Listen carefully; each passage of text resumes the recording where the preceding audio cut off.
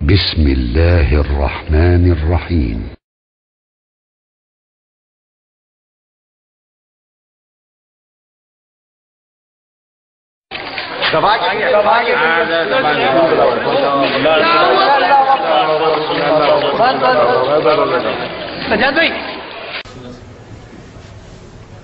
السلام عليكم ورحمة الله وبركاته.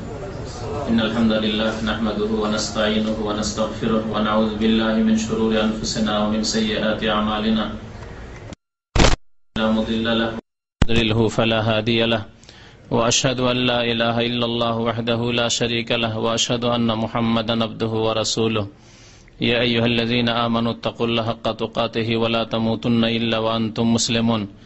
يا أيها الناس اتقوا ربكم الذي خلقكم من نفس واحدة وخلق منها زوجها وبث منهما رجالا كثيرا ونساء واتقوا الله الذي تساءلون به والأرحام إن الله كان عليكم رقيبا. يا أيها الذين آمنوا اتقوا الله وقولوا قولا سديدا يصلح لكم أعمالكم ويغفر لكم ذنوبكم ومن يطع الله ورسوله فقد فاز فوزا عظيما. أما بعد فإن خير الحديث كتاب الله وخير الهدي هدي محمد صلى الله عليه وسلم وشر الأمور محدثاتها وكل محدثة بدعة وكل بدعة ضلالة وكل ضلالة في النار. أعوذ بالله من الشيطان الرجيم. بسم الله الرحمن الرحيم. إنا أعطيناك الكوثر فصل لربك وانحر. মহান আল্লাহর সমস্ত প্রশংসা যে আল্লাহ পাক রব্বুল আলামিন আমাদেরকে সৃষ্টি করেছেন এবং আমাদেরকে একমাত্র তার ইবাদত বন্দেগীর আদেশ প্রদান করেছেন। সামনে এসে বসেন, সামনে। ও সবাই কেন সাইডে যাচ্ছে? সামনে বসেন। সাইডে যারা আছে এদিকে বসতে পারেন। সামনে সামনে খালি জায়গা আছে, সাইডে বসছেন।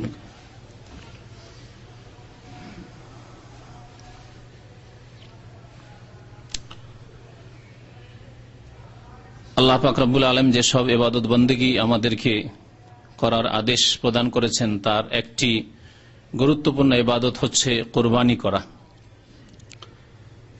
আল্লাহ পাক রব্বুল আলামিনের সন্তুষ্টির জন্য পশু জবাই করা এবং সেই পশুর গোশত নিজে খাওয়া, গরিব দরিদ্র মিসকিন অভাবীদেরকে আত্মীয় স্বজনদেরকে খাওয়ানো, এ হচ্ছে ইবাদত। কোরবানির ইবাদত হচ্ছে রক্ত প্রবাহিত করার ইবাদত, গৃহপালিত পশু জবাই করে আল্লাহর নামে এবং তারপরে সেই গোশত গরিব মিসকিনদের মাঝে বিতরণ করা, নিজেও আল্লাহ পাক রব্বুল আলামিন খাওয়া জায়েজ করেছেন মানুষের জন্য। এই কুরবানির বহু মাসলা মাসাইল রয়েছে এবং এই কুরবানি করতে গিয়ে অনেকেই ভুল করে থাকেন, সুন্নত বিরোধী কাজ করে থাকেন। সেজন্য কুরবানি সম্পর্কে আজকে আপনাদের সামনে একটি আলোচনা পেশ করার চেষ্টা করব। আল্লাহ পাক যেন আমাদেরকে কোরআন সুন্নাহর কথা শোনার, বোঝার এবং আমল করার তৌফিক দান করেন। আল্লাহ পাক রব্বুল আলামিন এই কুরবানির আদেশ কোরআনে কারীমে দান করেছেন।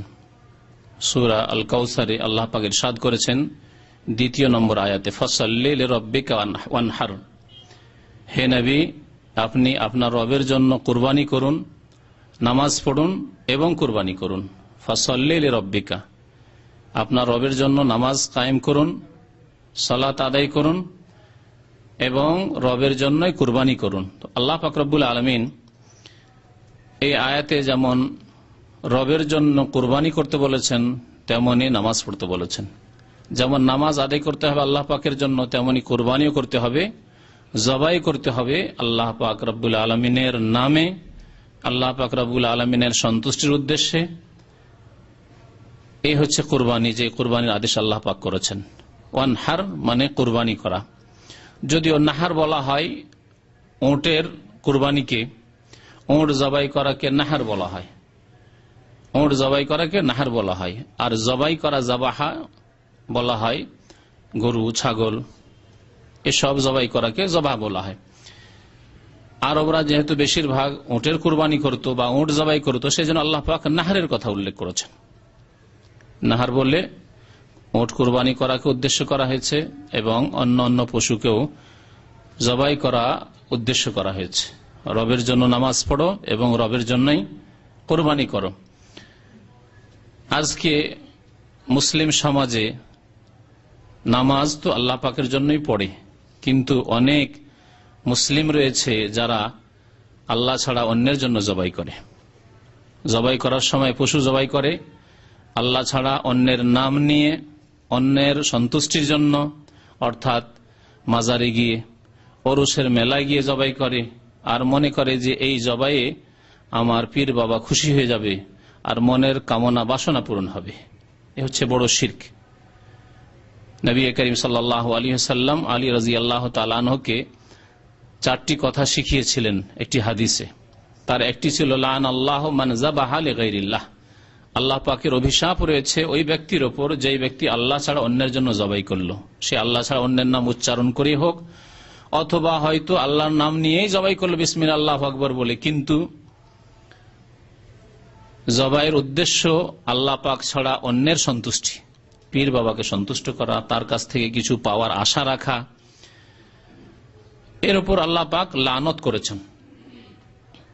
অথবা অনেকেই পশু ছেড়ে দেয় আল্লাহ ছাড়া অন্যের নামে। হিন্দুরা তাদের দেবী দেবতার নামে পশু ছাড়ে, ষাঁড় ছাড়ে, পাঠা ছাড়ে, আর মুসলিমরা অনেকে খাসি গরু ছাড়ে পীরের নামে, মাজারের নামে। এদের উপর আল্লাহ পাকের লানত অভিসম্পাত রয়েছে। নবী করিম সাল্লাল্লাহু আলাইহি ওয়াসাল্লাম ইরশাদ করেছেন, সহিহ মুসলিমের হাদিস। তো রবের জন্য নামাজ পড়তে হবে, রবের জন্যই কুরবানি করতে হবে, এই হচ্ছে আল্লাহ পাকের আদেশ। এই কুরবানি এমন একটি গুরুত্বপূর্ণ ইবাদত যে আল্লাহ পাক প্রত্যেক উম্মত, প্রত্যেকটি জাতিতে এই কুরবানির বিধান দিয়েছিলেন। সূরা হজে আল্লাহ পাক ইরশাদ করেছেন, সূরা হজে কুরবানির বেশ কিছু মাসলা মাসাইল আল্লাহ পাক উল্লেখ করেছেন। আয়াত নম্বর 34 আল্লাহ পাক ইরশাদ করেছেন, ওয়ালিকুল্লি উম্মাতিন জাআলনা মানসাকান, আমি প্রত্যেক জাতি, প্রত্যেক সম্প্রদায়ে কুরবানির বিধান দান করেছি। তাহলে এই কুরবানি, এই পশু জবাইয়ের মাধ্যমে আল্লাহ পাকের সন্তুষ্টি অর্জন করা এবং পশু জবাই করে তার গোশত নিজে খাওয়া, গরিব মিসকিনকে দান করা, এই বিধান শুধু এই মুসলিম উম্মায় নেই, বরং আগের উম্মতেও আল্লাহ পাক দিয়েছেন। ওয়ালিকুল্লি উম্মাহ, প্রত্যেক জাতিতে জাআলনা মানসাকান, আমি কুরবানির বিধান চালু করেছি। লিয়াজকুরু ইসমাল্লাহ, উদ্দেশ্য হচ্ছে যাতে করে তারা আল্লাহ পাকের নামের জিকির করে, আল্লাহ পাকের নামকে স্মরণ করে, আল্লাহ পাকের নাম উল্লেখ করে। আলা মা রাযাকাহুম মিন বাহিমাতিল আনাম, তাদেরকে যে চতুষ্পদ জন্তু দিয়েছি, গৃহপালিত পশু দিয়েছি, সেই গৃহপালিত পশুর ওপর যা আমি তাদেরকে দান করেছি, আল্লাহ পাকের নাম তারা স্মরণ করে। অর্থাৎ জবাইয়ের সময় বলে বিসমিল্লাহ আল্লাহু আকবার, এবং এই জবাইয়ের উদ্দেশ্য তাদের হবে আল্লাহ পাকের সন্তুষ্টি। এই কুরবানির ইতিহাস অত্যন্ত প্রাচীন ইতিহাস। যেই দিন থেকে পৃথিবীতে মানুষ এসেছে সেই দিন থেকে আল্লাহ পাক কুরবানির এই বিধান রেখেছেন। এই কথা জানা যায় আদম আলাইহিস সালামের 2 ছেলের ঘটনা থেকে, যা আল্লাহ কোরআনে কারিমে উল্লেখ করেছেন। সূরা মায়েদার আয়াত নম্বর 27 আল্লাহ পাক উল্লেখ করেছেন, ওয়াতুলু আলাইহিম নাবা ইবনাই আদম বিল হক, হে নবী মুহাম্মদ সাল্লাল্লাহু আলাইহি ওয়াসাল্লাম, তাদের সামনে আহলে কিতাবদের কথা উল্লেখ করা হয়েছে তার আগে, অর্থাৎ ইহুদি খ্রিস্টানদের কথা উল্লেখ করা হয়েছে, আর বলা হয়েছে তাদেরকে শুনিয়ে দাও। ওয়াতুলু আলাইহিম, তাদেরকে পড়ে শুনিয়ে দাও, নাবা ইবনাই আদম, আদম আলাইহিস সালামের 2 সন্তানের ঘটনা সম্পর্কে। আদম আলাইহিস সালামের 2 সন্তানের ঘটনা তাদেরকে পড়ে শুনিয়ে দাও, বিল হক, যে ঘটনা সত্য ঘটনা। আল্লাহ পাক যে ঘটনা বর্ণনা করেছেন কোরআনুল কারীমে তা হচ্ছে সত্য। ইয কাররাবা কুরবানান, যখন তারা 2 জনে কুরবানি করেছিলেন।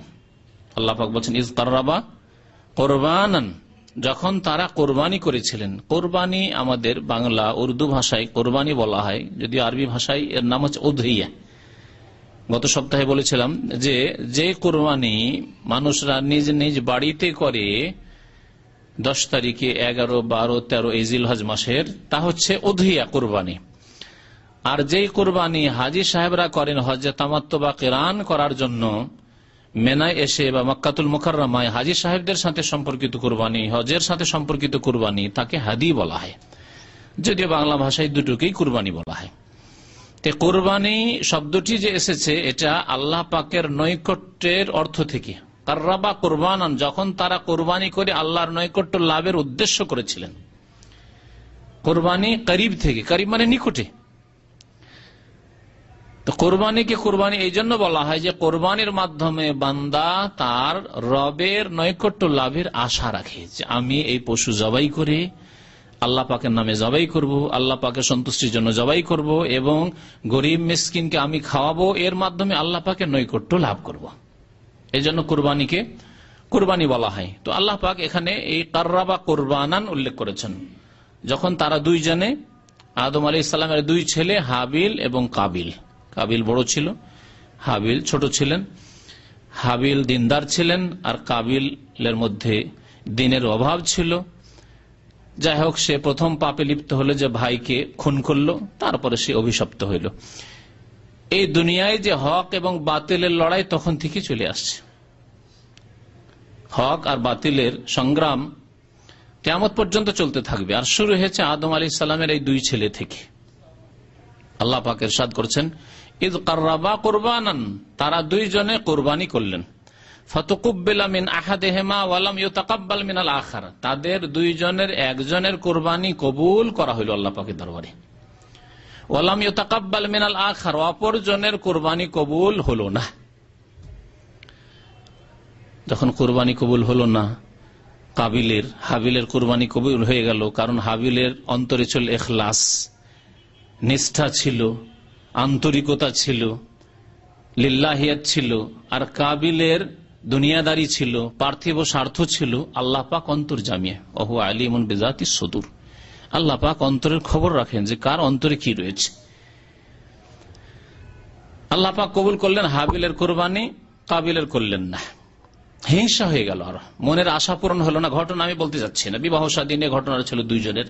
একটি মেয়েকে দুইজনই বিয়ে করতে চায়। এর সমাধা কি করে হবে? যার কুরবানি কবুল হবে সে বিবাহ করতে পারবে। আল্লাহ পাক হাবিলের কুরবানি কবুল করলেন, কাবিলের করলেন না। ফেল হয়ে গেল মনের আশা, পার্থিব স্বার্থ পুরা হইল না, যে স্বার্থ পুরো করার জন্য সে কুরবানি করেছিল, আল্লাহ কবুল করলেন না। তখন সে আক্রোশে এসে, সে হিংসা বিদ্বেষে শত্রুতায় এসে বলল, কালা লা আকতুলান্নাকা, হাবিল তোমার কুরবানি কবুল হয়েছে আর তোমার মনের বাসনা পূরণ হলো, তুমি বিয়ে করতে পাবে ওকে, আমি পাবো না। লা আকতুলান্নাকা, অবশ্যই তোমাকে খুন করব, তোমাকে অবশ্যই হত্যা করব। হাবিল জবাবে কথা বলেনি যে আমিও করব, কথা বলেননি। এটি হচ্ছে আল্লাহ ভীরু, দিনদার, মুত্তাকি, পরেজগার, ভালো মানুষের পরিচয়। যে পায়খানাকে পায়খানা দিয়ে সাফ করে না, পেশাবকে পেশাব দিয়ে সাফ করে না। আর পায়খানাকে পেশাব দিয়ে সাফ করে, যেমন আজকালকার এক শ্রেণীর লোকেরা বলছে যে একটা বড় খারাপ, একটা কম খারাপ, একটা পেশাব আর একটা পায়খানা, তো পায়খানাকে পেশাব দিয়ে নাই আমরা সাফ করছি। ভুল কথা। পানি থাকতে চলবে, আর পানি যদি না থাকে তো আল্লাহ তায়াম্মুমের কথা বলেনি যে পেশাব দিয়ে সাফ করি। মাটি ব্যবহার কথা বলেছেন আল্লাহ পাক রব্বুল আলামিন। পবিত্র বস্তু ব্যবহারের কথা আল্লাহ পাক রব্বুল বলেছেন। সুতরাং এই যুক্তি রাজনৈতিক ক্ষেত্রে এক শ্রেণীর লোকেরা ব্যবহার করে থাকে, অথবা বিভিন্ন ক্ষেত্রে ব্যবহার করে থাকে, এই যুক্তি ঠিক নয়। তো হাবিল বললেন, কালা ইন্নামা ইয়াতাকাব্বালুল্লাহু মিনাল মুত্তাকিন, তোমার কুরবানি কবুল হয়নি, আল্লাহ পাক আমার কবুল করেছেন। কেন জানো? ইন্নামা ইয়াতাকাব্বালুল্লাহু মিনাল মুত্তাকিন, আল্লাহ পাক যে কোন ইবাদত বন্দেগী তার একটি হচ্ছে কুরবানি, কবুল করেন কার পক্ষ থেকে? যে মুত্তাকি, পরহেজগার, তার পক্ষ থেকে। যেই ব্যক্তি আল্লাহ ভীরু, যার অন্তরে আল্লাহর ভয় রয়েছে, যেই ব্যক্তি সংযত, মুত্তাকি, যে গুনাহ থেকে বেঁচে থাকে, যে পাপ মুক্ত হওয়ার চেষ্টা করে, তার পক্ষ থেকে আল্লাহ পাক কবুল করেন। তাহলে অন্তরে যদি তাকওয়া না থাকে, মন যদি পাপ থেকে বেঁচে থাকতে না চায়, মানুষ যদি সংযত জীবনযাপন না করার চেষ্টা করে, তাহলে আল্লাহ পাক ইবাদত বন্দেগী কবুল করবেন না। ইন্নামা ইয়াতাকাব্বালুল্লাহু মিনাল মুত্তাকিন। আর যেই ব্যক্তি সংযত, যেই ব্যক্তি পরহেজগার, যেই ব্যক্তি পাপ মুক্ত হওয়ার চেষ্টা করে, যেই ব্যক্তি হারাম থেকে বেঁচে থাকার চেষ্টা করে, সেই ব্যক্তি জেনে শুনে ভুল করবে না, ইচ্ছে করে যখন তখন ভুল করবে না। এই জন্য আল্লাহ পাক তার অন্তরে অসৎ নিয়ত থাকবে না, সৎ নিয়ত থাকবে। ইন্নাল্লাহ লা ইয়ানজুরু ইলা সুওয়ারিকুম ওয়া লা ইলা আজসাদিকুম, নবী করিম সাল্লাল্লাহু আলাইহি ওয়াসাল্লাম ইরশাদ করেছেন, আল্লাহ পাক তোমাদের রূপ চেহারা দেখেন না, তোমাদের দেহ বডি দেখেন না, ওয়ালাকিন ইয়ানজুরু ইলা কুলুবিকুম ওয়া আমালিকুম, তোমাদের অন্তর দেখতে চান যে অন্তরে আল্লাহ ভীরুতা আছে কিনা, অন্তরে গুনাহ থেকে বেঁচে থাকার জন্য চেষ্টা আছে কিনা, চাহিদা আছে কিনা, এবং তোমাদের আমল তার সত্যায়ন করছে কিনা, কাজকর্ম প্রমাণ করছে কিনা যে সত্যি তোমার অন্তর ভালো। আল্লাহ পাক হাবিলের কোরবানি কবুল করলেন। আসল যে বিষয়টি সেটি হচ্ছে কোরবানির ইতিহাস আদম আলাইহিস সালামের ছেলেদের থেকে শুরু হয়েছে। তারপরে এই কোরবানি আল্লাহ পাক রব্বুল আলামিন যে সুন্নত কিয়ামত পর্যন্ত আল্লাহ পাক অব্যাহত রেখেছেন, বহাল রেখেছেন, সেই সুন্নত হচ্ছে ইব্রাহিম খলিলুল্লাহ আলাইহিস সালামের কোরবানি। আল্লাহ পাক রব্বুল আলামিন এই ঘটনাও কোরআনে কারিমে উল্লেখ করেছেন। সূরা সাফফাতে আল্লাহ পাক বড় করে এই ঘটনা উল্লেখ করেছেন। ইব্রাহিম আলাইহিস সালাম তার ছেলেকে কুরবানি করার জন্য নিয়ে গেলেন, আল্লাহ পাক তার ছেলেকে মুক্ত করলেন জান্নাত থেকে। আল্লাহ পাক রব্বুল আলামিন দুম্বা পাঠিয়ে দিলেন, সেই দুম্বা জবাই হলো। আল্লাহ পাক যে পরীক্ষা করা উদ্দেশ্য ছিল সেই পরীক্ষা আল্লাহ পাকের হয়ে গেল। এইসব ঘটনা আল্লাহ পাক উল্লেখ করেছেন আয়াত নম্বর 99 থেকে শুরু করে 108 পর্যন্ত। ওয়াকাল ইন্নী যাহিবুন ইলা রাব্বি সায়াহদিন রাব্বি হাবলি মিনাস সালিহিন। ইব্রাহিম আলাইহিস সালাম দোয়া করলেন যে হে আল্লাহ, রব্বি হাবলি মিনাস সালিহিন। বার্ধক্যে পৌঁছে গেছেন, বৃদ্ধ হয়ে গেছেন, ছেলে মেয়ে কিছুই হয়নি, দোয়া করছে আল্লাহ পাকের কাছে, আল্লাহ আমাকে একটি সৎ সন্তান দাও, নেক সন্তান দান কর, রব্বি হাবলি মিনাস সালিহিন। ছোট্ট দোয়া, ইব্রাহিম আলাইহিস সালামের দোয়া। আল্লাহ পাক বলছেন ফাবাশশারনাহু বিগুলামিন হালিম। যখন দোয়া করলেন আমি দোয়া কবুল করলাম এবং ইব্রাহিম আলাইহিস সালামকে সুসংবাদ দিয়ে দিলাম। ওয়াহির মাধ্যমে আল্লাহ পাক সুসংবাদ দিয়ে দিলেন বেগোলামিন হালিম, সহিষ্ণু, শান্ত, ধৈর্যশীল ছেলের সুসংবাদ আল্লাহ পাক শোনালেন। ফালাম্মা বালাগা মাহু সায়া কাল, যখন এমন বয়সে পৌঁছিল যখন দৌড়ঝাঁপ করতে পারে, বালাগা মাহু সাইয়া, বাবার সাথে কাজে কর্মে দৌড়াদৌড়ি করতে পারে, ছুটাছুটি করতে পারে। কয়েক বছর বয়স হলো যখন আব্বার সাথে বিভিন্ন কাজে সহযোগিতা করতে পারে, দৌড়াদৌড়ি করতে পারে। আল্লাহ বলছেন কালা ইয়া বুনাইয়া, তখন ইব্রাহিম আলাইহিস সালাম একটি স্বপ্ন দেখলেন। স্বপ্ন ছিল কোরআনের ভাষায় যে ইন্নী আরাফিল মানামে আন্নী আযবাহুকা, যেন স্বপ্নে দেখছেন যে ছেলেকে শুইয়ে দিয়ে জবাই করছেন, এই অবস্থায় দেখছেন। এটি হচ্ছে কোরআনের ভাষা। কিন্তু বিদাতীরা এটাকে মশলা দিয়েছে কিছুতে, দিয়ে ওকে সুন্দর করে সাজিয়েছে, আর সাজিয়ে বলছে ইব্রাহিম আলাইহিস সালামকে আল্লাহ স্বপ্নে দেখাচ্ছেন যে ইব্রাহিম তোমার প্রিয়জনকে কুরবানি করো। এসব কথা ভুল কথা, এসব কথা কোরআনে নেই, এসব অতিরিক্ত কথা, ভিত্তিহীন কথা। আল্লাহ পাকের কথা শুনেন ভালো করে, কি বলছেন আল্লাহ পাক রব্বুল আলামিন, কালা ইয়া বুনাইয়া, ইব্রাহিম আলাইহিস সালাম বলছেন ইয়া বুনাইয়া, হে বৎস, হে প্রিয় ছেলে, ইন্নী আরাফিল মানাম, আমি স্বপ্নে দেখেছি, আন্নী আযবাহুকা, যে আমি তোমাকে যেন জবাই করছি। আর আমি আল্লাহর রসুল, আমি আল্লাহর নবী। নবীকে শয়তানে স্বপ্ন দেখাতে পারে না, নবীর কাছে শয়তান আসতে পারে না স্বপ্নে। সুতরাং আমার এই স্বপ্ন হচ্ছে ওয়াহি, রুয়াল আম্বিয়া ওয়াহিয়ুন, আম্বিয়া গণের, নবী রাসূল গণের স্বপ্ন হচ্ছে ওয়াহি। ওহির বিভিন্ন প্রকরণ ছিল, অনেক রূপ ছিল, বিভিন্ন ভাবে ওহি আসতো। নবী করিম সাল্লাল্লাহু আলাইহি ওয়াসাল্লামের কাছে অনেক সময় স্বপ্ন যোগে ওহি আসতো, অনেক সময় মানুষের রূপ ধরে ফেরেশতা জিবরাইল আলাইহিস সালাম আসতেন, অনেক সময় কোনো কেউ নেই, এমনিতে একটি আওয়াজ যেন হচ্ছে, ঝনকারের একটা আওয়াজ হচ্ছে, আর তারপরে ওহি হয়ে গেল। বিভিন্ন রকম ভাবে নবী করিম সাল্লাল্লাহু আলাইহি ওয়াসাল্লামের কাছে ওহি আসতো।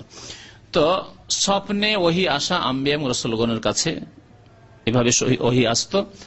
ইব্রাহিম আলাইহিস সালামের কাছে এই ওহি হইল, আমার তো ওহি, এ তো আর শয়তানি স্বপ্ন নয় যে দেখলাম ভিত্তিহীন যেমন আমাদের স্বপ্ন হয়ে থাকে, এমন তো নয়। আমি দেখছি যে তোমাকে জবাই, আন্নী আযবাহুকা, আমি তোমাকে জবাই করছি। ফানজুর মাজা তারা, সুতরাং তোমার অভিমত পেশ করো, তোমার কি মত? এ তো আল্লাহর আদেশ, কিন্তু তোমার মত কি? পরীক্ষা করছেন ছেলেকে, দেখি ছেলে কতদূর কি বলে। 5 বছর 6 বছরের ছেলে, 7 বছরের ছেলে। কাল, ইসমাইল আলাইহিস সালাম বলছেন ছেলে, ইয়া আবাতি, হে আব্বা, ইফআল মা তুমার, আপনাকে যা আদেশ করা হয়েছে সেই কাজ আপনি করে ফেলুন। ইফআল মা তুমার, আপনি বাস্তবায়ন করুন, করে ফেলুন যার আপনি আদিষ্ট হয়েছেন। সাতাজেদুনি ইনশাআল্লাহ মিনাস সাবিরিন, অবশ্যই আপনি আমাকে ধৈর্যশীলদের একজন পাবেন। আমি ধৈর্য ধরব, আপনি আপনার কাজ করে যান, আল্লাহর আদেশ হয়েছে। যেমন বাবা তেমন ছেলে। আল্লাহু আকবার। পরীক্ষায় দুইজনই পাস। ইফ আলমা তু উমার সাতাজেদুনি ইনশাআল্লাহ মিনাস সাবিরিন ফালাম্মা আসলামা, দুইজনে যখন একমত হয়ে গেলেন, ওয়াতাল্লাহুল জবিন, এবং ফেলে দিলেন, শুইয়ে দিলেন ইসমাইল আলী সালামকে, ইব্রাহিম আলী সালাম, ওয়ানাদাইনাহু আইয়া ইব্রাহিম। আল্লাহ বলছেন যে পরীক্ষা আমার হয়ে গেছে, অস্ত্র ধরে নিয়েছে আর ছেলেকে শুয়ে দিয়েছে, এখন জবাই করবে।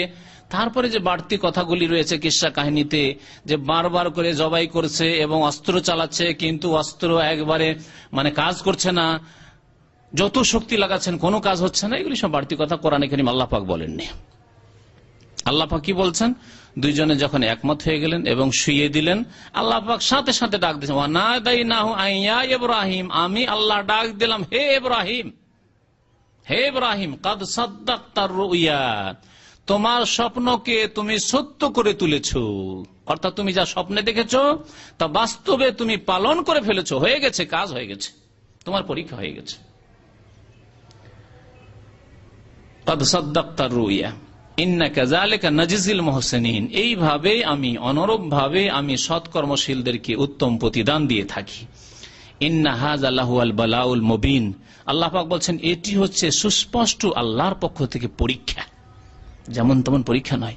ছেলেকে জবাই করা, আজকালকার জামানায় যদি বলা হয় যে কুরবানি জবাই করবে, কিন্তু একটু খেতে পাবে না। যারা মৃত্যুর নামে কুরবানি জবাই করে, এই মৃত্যুর নামে কুরবানি করা সম্পর্কে ওলামাদের ইখতিলাফ রয়েছে। কিছু আলেমরা বলছেন যে না, এই জবাই করাই বিদআত, কুরবানি করা মৃত্যুর নামে। কিছু আলেম বলছেন না, করা যাবে, কিন্তু ফকির মিসকিনকে খাওয়াই দিতে, কারণ মৃতকে যেখানে নেকি পৌঁছাতে চাচ্ছেন, আপনি গোশত খেতে পাবেন না, ফকির মিসকিনকে সাদকা করে দিতে হবে। এই মাসলা যখন বলা হয়, তখন মৃত্যুর নামে কুরবানি করার কথা পিছটান হয়ে যায়, পিছন দিকে টান দেয়, তাহলে জবাই করবো না মৃত্যুর নামে, আমাদের নামে করবো যাতে খেতে পাই। এই জামানার মানুষ আমরা, আমাদের ইখলাস কত দূরে গিয়ে পৌঁছেছে, ইখলাসের কত অভাব আমাদের। তো আল্লাহ পাক বলছেন যে এটি হচ্ছে সুস্পষ্ট পরীক্ষা। ইন্না হাযা লাহুল বালাউল মুবিন ওয়া ফাদাইনাহু বিযিবহিন আযীম, এবং আমি মুক্ত করলাম ইসমাইল আলাইহিস সালামকে মহান একটি কুরবানি দ্বারা। বিযিবহিন আযীম, মহান কুরবানি দ্বারা। আল্লাহ পাক জান্নাত থেকে পাঠিয়ে দুম্বা পাঠিয়ে দিয়ে দুম্বা জবাই হয়ে গেল। আল্লাহ পাক ইসমাইল আলাইহিস সালামকে বাঁচিয়ে নিলেন। তোমার কাজ হয়ে গেছে, এখন তোমার এই জবাই, তুমি দুম্বা জবাই করো, তোমার পরীক্ষা হয়ে গেছে। ওয়া তারাকনা আলাইহি ফিল আখিরিন, এই কথাটি এখানে উল্লেখ করা জরুরি যে আল্লাহ পাক বলছেন যে এই কুরবানি, আমি কুরবানির আদর্শ অন্যদের মাঝে আমি অব্যাহত রাখলাম। ওয়া তারাকনা আলাইহি ফিল আখিরিন, ইব্রাহিম আলাইহিস সালামের কুরবানি আজকে থেকে দীর্ঘ 5000-এর বেশি বছর হয়ে যাচ্ছে। 5000 বছর আগে ইব্রাহিম আলাইহিস সালাম তার প্রিয় ছেলেকে নিয়ে মিনার মাঠে কুরবানি করেছেন। সেই কুরবানিকে কিয়ামত পর্যন্ত আল্লাহ রেখেছেন। ওয়া তারাকনা আলাইহি ফিল আখিরিন, সালামুন আলা ইব্রাহিম, শান্তির ধারা বর্ষিত হোক ইব্রাহিম আলাইহিস সালামের উপর। তো এই ছিল ঘটনা সূরা সাফফাতের। আল্লাহ পাক উল্লেখ করেছেন এই কুরবানির ইতিহাস। এই কুরবানি হচ্ছে ইব্রাহিম আলাইহিস সালামের সুন্নত। ইব্রাহিম আলাইহিস সালামের সুন্নতের সাথে সাথে রাসূলুল্লাহ সাল্লাল্লাহু আলাইহি ওয়াসাল্লাম এই সুন্নতকে বাস্তবায়ন করেছেন এবং উম্মতকে এই শরীয়তের কুরবানির বিধান দিয়েছেন। সুতরাং আমাদের জন্য এই কুরবানির হুকুম হচ্ছে কুরবানি সুন্নতে মুআক্কাদা। কুরবানি হচ্ছে সুন্নতে মুআক্কাদা। এই কুরবানির হুকুম সম্পর্কে দুই একটি হাদিস শোনাই। আব্দুল্লাহ বিন উমর রাদিয়াল্লাহু তাআলা আনহুমা হাদিস বর্ণনা করেছেন, আকামা রাসূলুল্লাহ সাল্লাল্লাহু আলাইহি ওয়াসাল্লাম বিল মদিনাতি 10 সিনিনা ইউদাহি। রাসূলুল্লাহ সাল্লাল্লাহু আলাইহি ওয়াসাল্লাম মদিনায় দীর্ঘ 10 বছর অবস্থান করেছেন। হিজরতের পরে 10 বছর মদিনায় নবী করিম সাল্লাল্লাহু আলাইহি ওয়াসাল্লাম থেকেছেন, তারপরে তার ইন্তেকাল হয়ে গেছে। এই 10 বছরে কোন এক বছর কুরবানি তিনি বাদ দেননি, প্রত্যেক বছরে তিনি কুরবানি করেছেন। তিরমিজির হাদিস, ইমাম তিরমিজি রাহমাতুল্লাহ হাদিসটি সম্পর্কে বলেছেন, হাযা হাদিসুন হাসানুন, হাদিসটি অত্যন্ত সুন্দর, হাসান অর্থাৎ আমলযোগ্য। কুরবানি সুন্নত না ওয়াজিব, এই সম্পর্কে একবার আব্দুল্লাহ বিন উমরকে কোন এক তাবেঈ এসে জিজ্ঞাসা করলেন মাসলা। সাহাবাই কেরামদের জামানায় কেউ যদি সুন্নত না ওয়াজিব এইরকম প্রশ্ন করত, তো সাহাবাই কেরামরা অসন্তুষ্ট হতেন। আল্লাহর নবীর আদেশ হয়েছে, সে ওয়াজিব ফরজ হোক অথবা সুন্নত হোক, তোমাকে আমল করতে হবে। আজকালকার জামানায় বহু লোক এইরকম রয়েছে, মাসলা জানতে চায় সুন্নত না ওয়াজিব, উদ্দেশ্য কিন্তু অসৎ উদ্দেশ্য। হ্যাঁ, উদ্দেশ্য হচ্ছে যদি সুন্নত হয় না করলেও চলে, সুন্নত না ওয়াজিব। যদি সুন্নত জেনে নাই তাহলে আর ওটা করবে না। ওই রকমই হারাম না মাকরু, নাজায়েজ না মাকরু, যদি মাকরু হয়ে যায় তো করবে, যদি মাকরু হয় তাহলে করবে। এই জন্য যারা সিগারেট খায়, যারা ওই বিড়ি খায়, এসব করে, যারা ওই জর্দা তামাক খায়, এক শ্রেণীর মানে রূপ চেহারাতে ধার্মিক, দাঁড়িয়ে আছে, টুপি আছে, আর জর্দা দেওয়া পান খায়, এরা এটাকে আপ্রাণ চেষ্টা করে মাকরু যাতে করে খেতে পারে। আল্লাহ পাকের কাছে যদি মাকরু হয় মানে অপছন্দনীয় হয়, রাসূলুল্লাহ সাল্লাল্লাহু আলাইহি ওয়াসাল্লামের কাছে যদি মাকরু অপছন্দনীয় হয়, তাহলে আপনার কাছে কি করে সেটা মাহবুব হয়ে গেল? মাকরুর বিপরীত হচ্ছে মাহবুব। তাহলে আল্লাহ এবং রাসূলের কাছে যদি মাকরু হয় তো আপনার কাছে মাকরু হইতে হবে, ঘৃণিত হইতে হবে। কিন্তু সুবিধাবাদী মুসলমান এক শ্রেণীর। তো আব্দুল্লাহ বিন ওমর রাদিয়াল্লাহু তাআলা আনহুমাকে জিজ্ঞাসা করছেন কোন এক তাবেঈ, বলছেন যে আন্না রাজুলান সালা ইবনে ওমর আনিল উযহিয়া, কুরবানি সম্পর্কে, আওয়াজিবাতুন হিয়া, কুরবানি করা কি ওয়াজিব? ওয়াজিব আর ফরজ একই জিনিস অধিকাংশ আইম্মায়ে কেরামদের নিকটে, সাহাবায়ে কেরাম, তাবেঈনদের জামানায়, তাবা তাবেঈনের জামানায় ওয়াজিব ফরজ একই কথাই ব্যবহার হইতো। আল্লাহ পাক এই জন্য কোরআনে কারিমে ফরিজা যেখানে বলেছে সেটা মানে ওয়াজিব, কুতিবা মানে ফরিজা। তো ফরজ ওয়াজিবে কোনো পার্থক্য নেই, যদিও পরবর্তীকালে কিছু আইম্মায়ে কেরামরা বলেছেন যে ফরজের সামান্য পার্থক্য আছে। জিজ্ঞাসা করলেন যে কুরবানি কি ফরজ ওয়াজিব? ফাকাল, উত্তর এইভাবে দিলেন না যে ওয়াজিব অথবা সুন্নত, না, এরকম উত্তর দিলেন না। বললেন যাহা রাসূলুল্লাহ সাল্লাল্লাহু আলাইহি ওয়াসাল্লাম, রাসূলুল্লাহ সাল্লাল্লাহু আলাইহি ওয়াসাল্লাম কুরবানি করেছেন, এখন তোমার কাজ কি, তুমি করো। কত সুন্দর কথা। কুরবানি ওয়াজিব ফরজ ওসব জানি না, আমি জানি যে রাসূলুল্লাহ সাল্লাল্লাহু আলাইহি ওয়াসাল্লাম কুরবানি করেছেন, এখন তুমি কি করবে করো।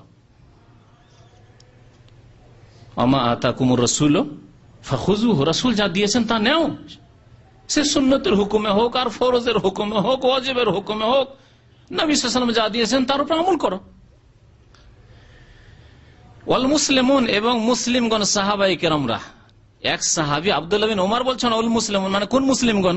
সাহাবায়ে কেরাম। সাহাবায়ে কেরামরা কুরবানি করেছেন, আল্লাহ রাসূল কুরবানি করে সাল্লাল্লাহু আলাইহি ওয়াসাল্লাম এবং সাহাবায়ে কেরাম কুরবানি করেছেন। ফাআদাহা আলাইহি, ওই ব্যক্তির মন শান্ত হইল না, মানে মাসলা আমি জানবো যে সুন্নত না ওয়াজিব। আবার জিজ্ঞাসা করলো, ফাকাল, বলেন আতাকিল, তুমি বুঝো না, তুমি কি কথা বুঝো না? আতাকিল যাহা রাসূলুল্লাহ সাল্লাল্লাহু আলাইহি ওয়াসাল্লাম ওয়াল মুসলিমুন, আমি বলছি যে রাসূলুল্লাহ সাল্লাল্লাহু আলাইহি ওয়াসাল্লাম কুরবানি করেছেন আর মুসলিমগণ সাহাবায়ে কেরাম কুরবানি করেছেন, এখন তোমার কি করার করো। এই উত্তর দিয়ে স্পষ্ট করে দিলেন আব্দুল্লাহ বিন ওমর রাদিয়াল্লাহু তাআলা আনহু, দ্বিতীয় খলিফার ছেলে, অত্যন্ত সুন্নতের পাবন সাহাবী রাদিয়াল্লাহু তাআলা আনহু, যে এইরকম সুবিধাবাদী প্রশ্ন ঠিক নয়। নবী সাল্লাল্লাহু আলাইহি ওয়াসাল্লাম করেছেন, করেন, ফরজ হলেও করেন, সুন্নত হলেও করেন। কালা আবু ঈসা, ইমাম তিরমিজি বলছেন হাযা হাদিসুন হাসানুন সাহিহ, এই হাদিসটি হাসান সহিহ। তো এই হাদিস দ্বারা প্রমাণিত হয়, আর আইম্মায়ে কেরামদের অধিকাংশ আইম্মায়ে কেরাম বলেছেন যে কোরবানি হচ্ছে সুন্নাতে মুআক্কাদা, অর্থাৎ এমন সুন্নাত যে সুন্নাতের জন্য তাগিদ রয়েছে, নবী সাল্লাল্লাহু আলাইহি ওয়াসাল্লাম 10 বছরের কোনো এক বছরও কোরবানি করা ছাড়েননি। সুতরাং ওই ব্যক্তি, যে ব্যক্তি কোরবানি করতে সক্ষম, খেয়ে দিয়ে অন্যান্য যে হক রয়েছে, মাতা পিতার হক রয়েছে, আর্থিক ক্ষেত্রে ভাই বোনদের হক রয়েছে বা ছেলে মেয়েদের হক রয়েছে ইত্যাদি, এসব হক আদায় করে নিজের ফরজ ওয়াজিব যেসব ব্যয় বহন রয়েছে তা করে কোরবানি করতে পারবে, তাহলে কোরবানি করা হচ্ছে সুন্নাতে মুআক্কাদা। যদি না করে তাহলে গুনাহগার হবে, কোরবানি করতে পেরেও যদি না করে তাহলে গুনাহগার হবে। কোরবানি কেমন করে করতে হবে, কোরবানি করার পদ্ধতি কি, এ সম্পর্কে একটি হাদিস শোনাই।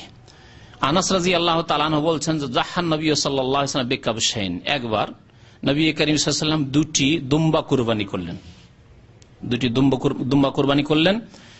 দুম্বার রং ছিল আমলাহাইন, অর্থাৎ কালো সাদা, ছিটপুট, দুই রং কালো সাদা। যাবাহুমা বিয়াদিহি, স্বয়ং নবী করিম সাল্লাল্লাহু আলাইহি ওয়াসাল্লাম নিজ হাতে জবাই করলেন। এই হাদিস দ্বারা বোঝা যায় যে যেই ব্যক্তির কুরবানি সেই ব্যক্তির জন্য জবাই করা উত্তম। আমাদের দেশে দেখা যায় যে গোটা গ্রামের কুরবানি জবাই করবে কে? মসজিদের ইমাম সাহেব, খতিব সাহেব, না হয় ওই মোল্লাজি মুন্সিজি, সেই জবাই করবে। আবার এর সাথে আরো কিছু মানে বাড়াবাড়ি আছে যেগুলো নিষেধ করা হয়েছে, তা ওই কোরবানির গোস্ত থেকে ওকে গোস্ত দিবে জবাই করার জন্য। নবী করিম সাল্লাল্লাহু আলাইহি ওয়াসাল্লাম নিষেধ করেছেন কোরবানির গোস্ত থেকে পারিশ্রমিক দিতে। কোরবানির গোস্ত থেকে পারিশ্রমিক দেওয়া যাবে না। তবে সেই ব্যক্তি যদি আপনার কোরবানির গোস্ত খাওয়ার হকদার অভাবী হয়, তাহলে অভাবী হিসাবে তাকে দেবেন। আর তিনি জবাই করে দিয়ে গেছেন সেই জন্য দেবেন, তাহলে আপনাকে পারিশ্রমিক টাকা দিতে হবে, নিজের ঘর থেকে দিতে হবে, কোরবানির গোস্ত থেকে দিলে চলবে না, নিষেধ করেছেন নবী করিম সাল্লাল্লাহু আলাইহি ওয়াসাল্লাম। আকরানাইনে, সিংওয়ালা, সিং বিশিষ্ট, যাবাহাহুমা বিয়াদিহি, নিজের হাতে জবাই করেছেন। ওলামারা বলেছেন নিজের হাতে জবাই করার চেষ্টা করবে। কোন মানুষ যদি নিজের হাতে জবাই না করতে পারে, বিশেষ করে মহিলারা জবাই করলে জায়েজ রয়েছে। আমাদের দেশে ফতোয়া আছে মাকরুহ, মহিলাদের জবাই মাকরুহ না, মহিলারা সবকিছু জবাই করতে পারে, কোরবানিও জবাই করতে পারে, কোরবানি ছাড়া নিজের ঘরের খাওয়ার জন্য জবাই করতে পারে। যদি জবাই করার মতো যোগ্যতা থাকে তাহলে জবাই করতে পারে, আর যদি জবাই না করে তাহলে দাঁড়িয়ে দেখবে, এটি হচ্ছে সুন্নাত। নিজের কুরবানি যখন জবাই হবে তখন দাঁড়িয়ে দেখবে, পর্দার সাথে দেখবে। ওয়াসাম্মা, এবং নবী করিম সাল্লাল্লাহু আলাইহি ওয়াসাল্লাম বিসমিল্লাহ বললেন, ওয়াকাব্বারা, এবং তার সাথে তাকবীর বললেন। জবাই করার ক্ষেত্রে মনে রাখবেন যে বিসমিল্লাহ বলা ফরজ, আল্লাহর নাম না নিলে, বিসমিল্লাহ বলে জবাই না করলে হালাল হবে না। বিসমিল্লাহ বলা ফরজ, এবং তার সাথে আল্লাহু আকবার বলা হচ্ছে সুন্নত, বিসমিল্লাহে আল্লাহু আকবার। তারপরে সুন্নতি দুয়া, আল্লাহুম্মা তাকাব্বাল হাযা মিন্নি, আল্লাহ আমার পক্ষ থেকে কবুল করো, আমার ছেলে মেয়েদের পক্ষ থেকে কবুল করো, ওয়ান আহলে বাইতি, আমার পরিবারের পক্ষ থেকে কবুল করো। সেগুলি আরবি ভাষায় বললেও হয়, নিজের ভাষায় বললেও চলে। ওয়াদা রিজলাহু আলা সিফাহিহিমা, এবং পাটা রাখলেন তার সেই পশুর ঘাড়ের উপর, যাতে করে মাথাটা উঠিয়ে দাঁড়িয়ে না যায় বা জবাই করতে গিয়ে কোন রকমের অসুবিধা না হয়, সেজন্য পা রেখেছেন। তাহলে কোরবানির পশুর ঘাড়ের উপরে পা রেখে জবাই করা নবী করিম সাল্লাল্লাহু আলাইহি ওয়াসাল্লামের সুন্নাত, এভাবে জবাই করেছেন। মুত্তাফাকুন আলাইহি, বুখারী মুসলিম শরীফের হাদিস। জবাই করার সময় কি? কুরবানি জবাই করার সময়, কুরবানি জবাই করার সময় শুরু হয় ঈদের নামাজের পর থেকে। ঈদের নামাজ শেষ হলে কুরবানি জবাই করবে, তার আগে জবাই করবে না। সে শহরের মানুষ হোক অথবা গ্রামের মানুষ হোক, শুনে রাখুন ভালো করে, শহরের মানুষ হোক অথবা গ্রামের মানুষ হোক, প্রত্যেকের জন্য এই বিধান যে ঈদের নামাজের পর থেকে জবাই করা শুরু হবে, আর শেষ হবে আইয়ামে তাশরিকের শেষ দিন 11, 12, 13 তারিখ হচ্ছে আইয়ামে তাশরিকের শেষ দিন। আইয়ামে তাশরিকের শেষ দিনের সন্ধ্যা পর্যন্ত, তাহলে 13 তারিখের মাগরিব পর্যন্ত জবাই করতে পারে। যদিও সবচাইতে উত্তম হচ্ছে 10 তারিখেই কুরবানি করা। এর দলিল হচ্ছে নবী করিম সাল্লাল্লাহু আলাইহি ওয়াসাল্লাম বিদায় হজে 100টি উট কুরবানি করেছিলেন, 100টি উট কুরবানি করেছিলেন।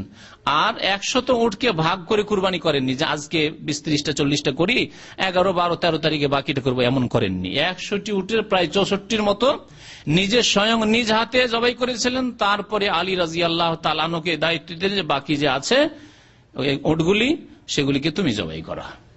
একই দিনে 100টি উট নবী করিম সাল্লাল্লাহু আলাইহি ওয়াসাল্লাম জবাই করেছেন। এখান থেকে আরো একটি শিক্ষার বিষয় রয়েছে যে আজকে একটি কুরবানি করতে গিয়ে, অথচ আপনি চিন্তা করুন, আপনি যতই অভাবী হন, আপনি হজ করতে যেতে পারছেন 3-4 হাজার রিয়াল নিয়ে, তার মানে আপনি নবী সাল্লাল্লাহু আলাইহি ওয়াসাল্লাম চাইতে অনেক সচ্ছল। নবী সাল্লাল্লাহু আলাইহি ওয়াসাল্লামের বাড়িতে অনেক সময় মাসের পর মাস চুলা জ্বলতো না, তিনি 100 উট জবাই করছেন। আর আজকে আমাদের অনেকেই কুরবানি করবে না, সেই জন্য কি করে? কত রকমের বাহানা করে। কুরবানি করতে পারবে অথচ কুরবানি করবে না, সেই জন্য হয়তো রোজা রাখে, অথবা হজে ইফরাদ করব। কুরবানি থেকে বাঁচার জন্য মেলা উপায় খুঁজে, অথবা কুরবানি কোথায় সস্তা সুবিধা পাওয়া যাবে। কুরবানি তো ব্যাংকে জমা করলে অথবা নিজে জমা করলে 400-র কমে হবে না। তো একটা লোক এসে বলছে যে 150-200 টাকা তোমার কুরবানি করবো, অথবা 250 টাকায় কুরবানি করে দেবো। ও লোকের বিশ্বাস, আল্লাহ পাক জানে ওর উপর আস্থা যে কেমন করে করলো। যদি আপনি ঠিক ব্যক্তিগত জানেন তার পরেশগারি, তার দিনদারি, তার আল্লাহ ভীরুতা, যে সে খেয়ানত করবে না, তাহলে দেন। কিন্তু আপনি মেনার আপনার তাম্বুগুলিতে আছেন, আর কেউ এসে বললো যে কোরবানি কেউ করতে চাইলে আমি কোরবানি তোমাদের করে দেবো, কত 250 টাকা। হ্যাঁ, সস্তায় 400 টাকা কে দিবে? 200-250 টাকা সেটা দাও।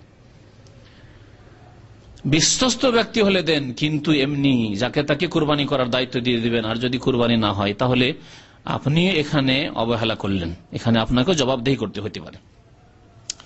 নবী করিম সাল্লাল্লাহু আলাইহি ওয়াসাল্লাম 100টি উট কুরবানি করেছেন বিদায় হজ্জে। তো কুরবানি জবাই করার সময় শুরু হবে ঈদের নামাজের পর থেকে, আর শেষ হচ্ছে আইয়ামে তাশরিকের শেষ দিন 13 তারিখে। এই ঈদের নামাজের পর থেকে শুরু হবে, এই কথা এই জন্যই বলছি যে হানাফি মাজহাবের কিতাবে হেদায়াতে বেকায়াতে একটি ফতোয়া আছে, ভিত্তিহীন ফতোয়া, ভালো করে শুনে রাখেন। সেই ফতোয়া হচ্ছে যে তাদের প্রথম ফতোয়া হচ্ছে যে ঈদ আর জুমা গ্রামের লোকের নেই, এক ফতোয়া। গ্রামের লোকের ঈদ আর জুমা নেই। তাহলে ঈদ আর জুমা কার আছে?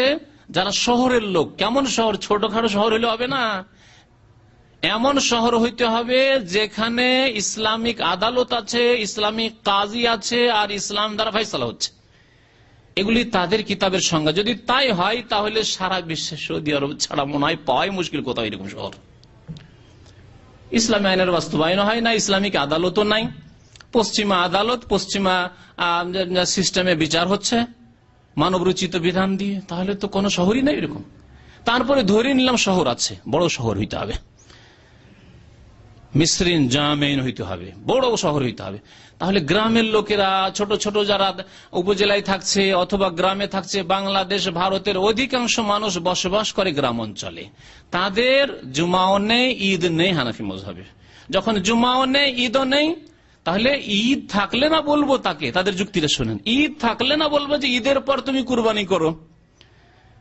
তাহলে ঈদই যখন নাই তাহলে ঈদের পরের প্রশ্নই উঠে না। তাহলে কি করবে? কখন থেকে শুরু করবে গ্রামের লোক? বলছে গ্রামের লোক ফজর নামাজ পড়ে জবাই করে খেতে পারে কুরবানি গোশত, এক ফতোয়া। দ্বিতীয় একটা হিল্লার ফতোয়া, তাদের মাযহাবে একটা হিল্লার খুব ফতোয়া আছে, মানে বাহানা করে বাঁকা পথ দিয়ে, চোরা পথ দিয়ে কোনো ফতোয়া, হালকা ফতোয়া খোঁজা। তা হচ্ছে ঢাকা শহরের লোক, ঢাকা সিটি অথবা চিটাগাং, রাজশাহী, বড় শহর, খুলনা, বড় শহরের লোক, শহরের লোক যদি কুরবানির গোশত ভরে ভরে ঈদের আগে খেতে চায় তাহলে তাদের একটা হিলা আছে, বলছে হিলাতুল মিসরি।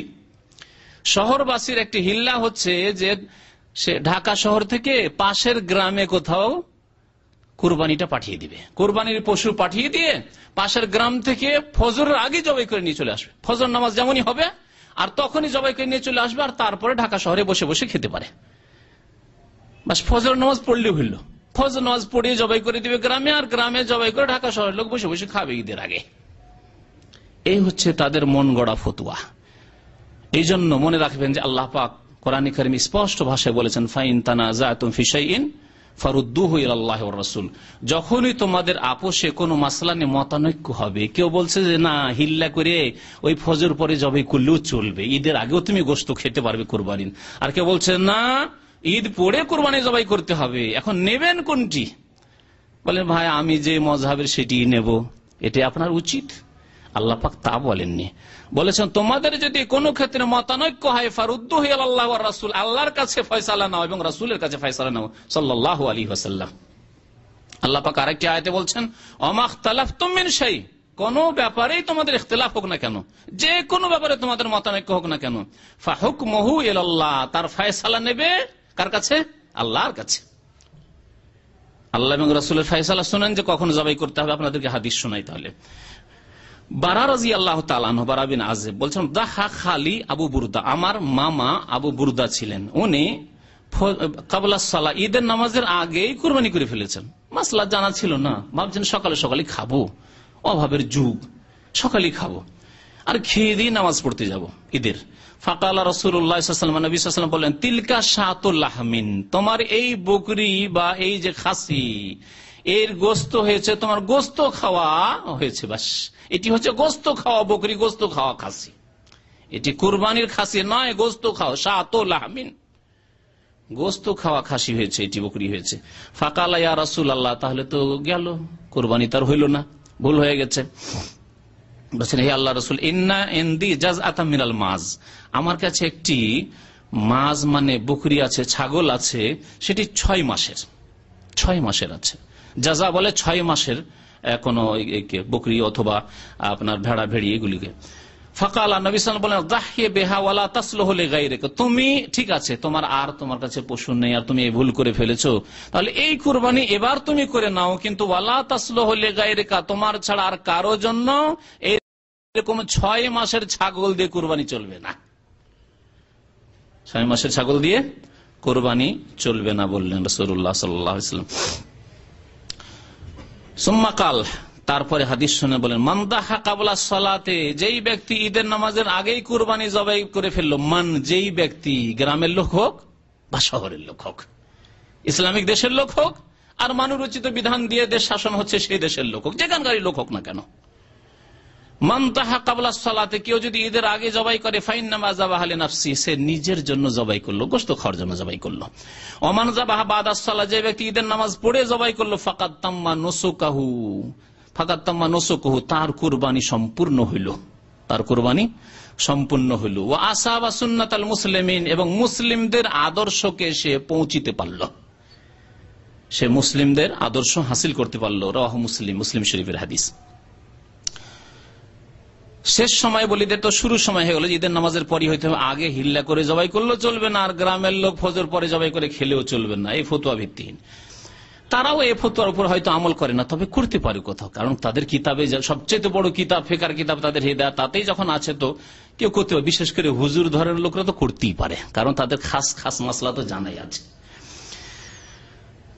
জুবাইর ইবনে মুতিম রাদিয়াল্লাহু তাআলা আনহু বলছেন, আনিন নবী সাল্লাল্লাহু আলাইহি নবী সাল্লাল্লাহু আলাইহি ওয়াসাল্লাম থেকে বর্ণনা করেছেন, কাল কুল্লু আরাফাত মওকিফ, আরাফার প্রত্যেকটি জায়গা অবস্থানের স্থান। আরাফা এমন নয় যে যে জায়গায় নবী সাল্লাল্লাহু আলাইহি ওয়াসাল্লাম অবস্থান করেছেন ওই জায়গায় অবস্থান আমাকে করতে হবে বা মসজিদে পৌঁছিতে হবে না, ওই জাবালে রাহমাতে বিদাতীদের মতো পৌঁছিতে হবে না। প্রত্যেক আরাফার প্রত্যেকটি স্থান হচ্ছে মওকিফ, অবস্থানের জায়গা। ওয়ারফাউ আন বাতনে অরনা, তবে অরনার উপত্যকা থেকে তোমরা একটু উঠে থাকো, সেখানে থাকিও না। এই যে নিচু জায়গা রয়েছে, যে জায়গাটি অরনা বলা হয়, ওখানে তোমরা অবস্থান করবে না। ওয়াকুল্লু মুজদালিফা মাওকিফুন, মুজদালিফার প্রত্যেকটি স্থান হচ্ছে অবস্থানের জায়গা, হজে গিয়ে রাত্রি যাপনের জায়গা। ওয়ারফাউ আন মুহাসসির, তবে ওয়াদি মুহাসসির, মুহাসসির উপত্যকায় তোমরা রাত্রি যাপন করবে না, যেই জায়গায় আবরাহা এবং তার বাহিনীকে আল্লাহ পাক ধ্বংস করেছিলেন আবাবিল পাখি দিয়ে, তৈরানা বাবিল, দলে দলে পাখি এসে আল্লাহ পাকের গজবে তারা ধ্বংস হয়েছিল, সেখানে নয়, সেই জায়গায় এখনো খালি আছে।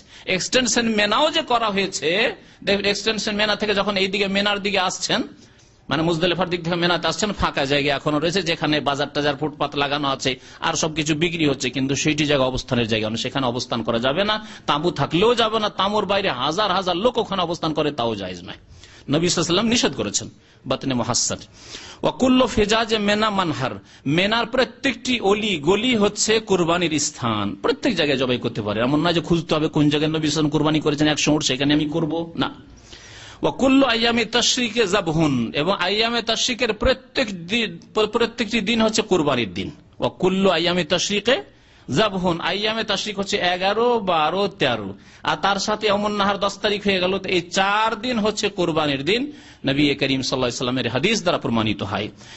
এই মাযহাবে, যে মাযহাবের কথা উল্লেখ করলাম, তাতে আরেকটি ফতোয়া আছে কুরবানির দিন মাত্র 3 দিন, এটিও একটি ভুল। 10 তারিখ, 11, 12, 13 তারিখে তাদের কুরবানি নেই, অথচ জায়েজ আছে। কি বললেন নবী সাল্লাল্লাহু আলাইহি ওয়াসাল্লাম? হাদিস মুসনাদ আহমদের হাদিস, ওয়া কুল্লু আইয়ামে তাশরিকে যাবহুন, আইয়ামে তাশরিকের প্রত্যেকটি দিন হচ্ছে জবাই করার দিন, কুরবানি করার দিন। ফয়সালা রাসূলুল্লাহ সাল্লাল্লাহু আলাইহি ওয়াসাল্লামের কাছে রয়েছে, সুতরাং সেখান থেকে ফয়সালা নিতে হবে। কুরবানির পশুর জন্য শর্ত হচ্ছে যে 1 বছর বয়সের হইতে হবে, এটি হচ্ছে অধিকাংশ আলেমদের মত। তবে অনেক আলেম মুহাদ্দিসিনদের মত হচ্ছে যে দাঁতা হইতে হবে, এবং সতর্কতা এতেই রয়েছে, দাঁতা হওয়া। খাসির ক্ষেত্রে, ছাগলের ক্ষেত্রে, বকরির ক্ষেত্রে দাঁতা হইতে হবে। যদি দাঁতা হয় তাহলে আপনি একবারে সন্দেহ মুক্ত হয়ে গেলেন, ইখতিলাফ মুক্ত হয়ে গেলেন। আর কিছু আলেমরা বলছেন যে না, দাঁতা হওয়া শর্ত নাই, যদি আপনি বাড়িতে পোষেন আর 1 বছর, এটা বাড়িতে নিজে পুষলে বোঝা যাবে যে 1 বছর হয়েছে কিনা। যে বিক্রি করতে এসে কুরবানির মৌসুমে দাঁত হয়নি, তো আপনাকে ও মিথ্যা বলে, আজকালকার মিথ্যা বলে চালিত, না 1 বছর হয়ে গেল এর বয়স, আস্থা করা যাবে না। তাহলে দাঁত দেখে নিতে হবে। নবী করিম সাল্লাল্লাহু আলাইহি ওয়াসাল্লাম কি বলেছেন এই সম্পর্কে শোনেন। বলছেন, আন জাবের রাদিয়াল্লাহু তাআলা আনহু বর্ণনা করেছেন, ক্বালা রাসূলুল্লাহ সাল্লাল্লাহু আলাইহি ওয়াসাল্লাম, লা তাযবাহু ইল্লা মুসিন্নাহ, তোমরা জবাই করবে না 1 বছর ওলা ছাড়া। মুসিন্নার অর্থ যারা 1 বছরের কথা বলেছেন তারা এই অর্থ করেছেন, কিন্তু মুসিন্না শব্দ নিয়ে অনেকে গবেষণা করে মুহাদ্দিসিনরা, হাদিসের অনুসারীরা তারা বলেছেন মুসিন্না সিন্নুন থেকে, সিন মানে দাঁত। আচ্ছা, ডেন্টাল হসপিটালকে বলা হচ্ছে আসনান, বলা হচ্ছে না, সিন্নুনের বহু বচন হচ্ছে আসনান। লা তাযবাহু ইল্লা মুসিন্না মানে দাঁতা ছাড়া তোমরা জবাই করবে না। খাসি হইলেও দাঁতা, বকরা বকরি হইলেও দাঁতা, ভেড়া ভেড়ি হইলেও দাঁতা, দুম্বা হইলেও দাঁতা, যদি গরু হয় দাঁতা, উট হয় দাঁতা। দাঁতা দেখলে মুক্ত হয়ে গেলে মুসিন্না, সিন্নুন থেকে। আর যারা বলেছেন বছর তারা সানাতুন থেকে নিয়েছেন, কিন্তু মুসিন্না মানে দাঁতা হওয়াটাই বেশি সতর্কতা তাদের রয়েছে, এহতিয়াত রয়েছে। সুতরাং দাঁতা দেখেই কুরবানি করবেন।